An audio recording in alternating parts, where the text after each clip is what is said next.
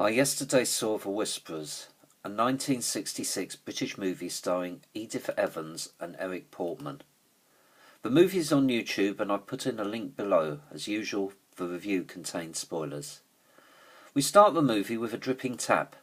An old lady, Mrs. Ross, tottering around the house, making breakfast and shouting at the radio.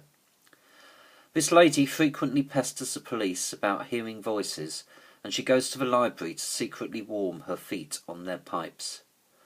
Her son, Charlie, visits on the ruse of just wanting to see her, but basically wants to steal any money that he can find.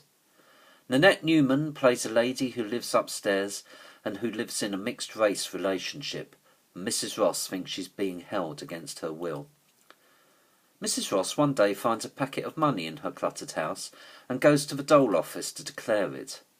Another client there sweet-talks her, invites her to her home, gets her drunk and fleeces her. She then dumps her unconscious back outside her home.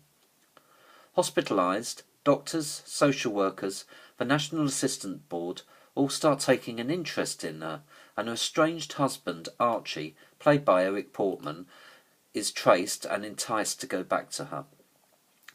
The movie changes direction somewhat as we follow Archie's exploits as a small-time crook until he flees once again, leaving Mrs. Ross alone once more.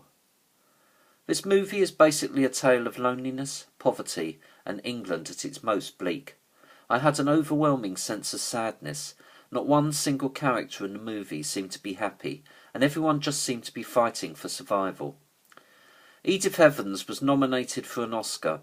Although she didn't win, I could not think of a more deserving recipient. She was brilliant, and so natural. Brian Forbes did a nice job of directing with locations that did anything but glamorise. It was a fascinating observation of people and their facial expressions, particularly in the church singing scenes. John Barry produced a nice understated score. My favourite quote from the movie: "Archie, what does she look like these days?" The man from the National Assistance Board replied, "Don't know. They didn't send me a photograph. You're not judging a beauty contest. You're going home." A fascinating movie with an acting performance to cherish. I would love to hear your comments. Now go and watch a movie.